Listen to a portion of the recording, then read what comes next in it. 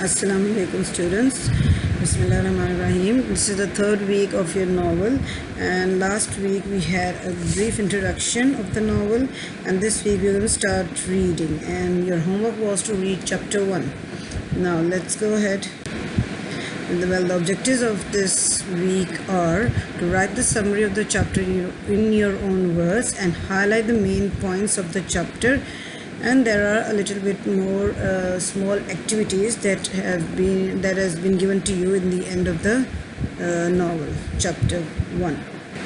Okay, the summary of chapter 1. According to what is given in this chapter, before you go to chapter 1, you might see in your novel that there are two headings. First one is the speech for the defense, means in which the writer Gerald Durrell is defending his writing, and he explains how his family got into this novel and who he is most thankful to when he was writing this novel. The whole lot of information and this given in the novel are: he thanks his tutors, Dr. Theodore Stephanides, his wife, his family, and Sophie, his secretary, and many others. And then after that, you will see before chapter 1, part 1, when part 1 starts, there is a brief heading of the migration. It's about how they sold their house from England and travel towards this Corfu island in Greece. So it's all about that. And then chapter 1 starts with the heading, The Unsuspected Eye. Well, I'm just going to go through it briefly, and I want you to read the whole chapter in detail and then do the activity that has been given in the end. Well, mother suggests he is her son, to go ahead to set things up, and then the rest of the family will follow him. And her son Larry whines that when she suggested he do that in Seville, the family never actually followed him. Well, he tells mother to sell the house even though she just bought it, and an idea his mother seems to be thinking that it's ridiculous. Nonetheless, mother follows his idea and she sells the house, and the whole family departs to Corfu island. Then Jerry, the writer, explains that each member of the family travels light and brings only the bare necessities. That was the instruction given to them by their mother. And then Margot packs flowing garments and acne remedies. These are the details what they took with them. Margot is his sister, and Leslie brings his guns. Larry packs trunks of books. His mother brings cooking and gardening books, and Jerry brings books on natural history, a butterfly net, the family dog Roger, and a jar of caterpillars. They travel through the whole of Europe, and in Italy they reach the sea, and from there they board a ship bound for Greece. And when they come near to Greece, they observe the surroundings. The sea is bright blue. In the midst of floats around a slip of island.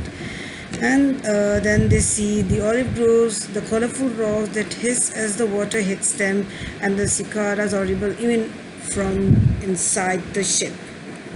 Cicadas are actually the insects. Gerald's family arrives on the island of Corfu unceremoniously, despite Larry's attempts at gracious majesty.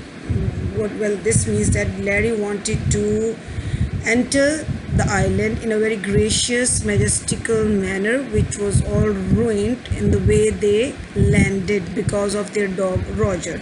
Roger drags Mrs. Durrell off the boat to the nearest lamppost. Roger will not be induced to leave until he is relieved, despite Larry's insistence that he be pulled away, claiming that the dog has been a problem since the beginning of the trip. And Margot suggests Roger is suffering the same stomachache ailment Larry suffered in Naples. Well, when Roger has finished up a disheveled Mrs. Darrell walks him into the carriage but cannot force him to get in, force the dog. The entire family gets involved in pushing and pulling the animal into the cab. The dog scares the horses, who then bolt a few feet, tossing everyone into the cab in a pile, and Gerald's family attempt to right themselves and portray me just sat in it like a bundle of things thrown into the cab. Okay, well, the analysis of the chapter is it's also important to recognize that though Larry is 23, Larry, their son, means the writer's elder brother, he acts like a spoiled child. He suggests absurd things like moving to Greece on a whim, and his family inevitably gives in. And this begins to complicate the definition of adulthood. Means if he is adult, his behavior does not match his age. And then even from a ship far away, the island of Corfu and the surrounding sea already seems to have personalities of its own. This positions the natural landscape as its own character. For Jerry is a narrator of anthropomorphism.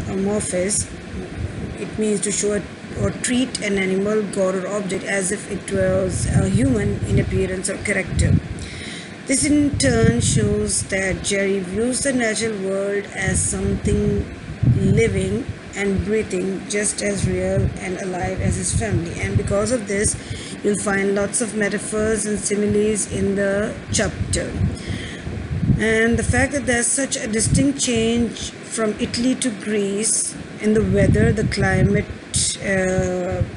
variation, it also suits Italy to Greece also situates Corfu as being its own mini world with its own unique sense of logic.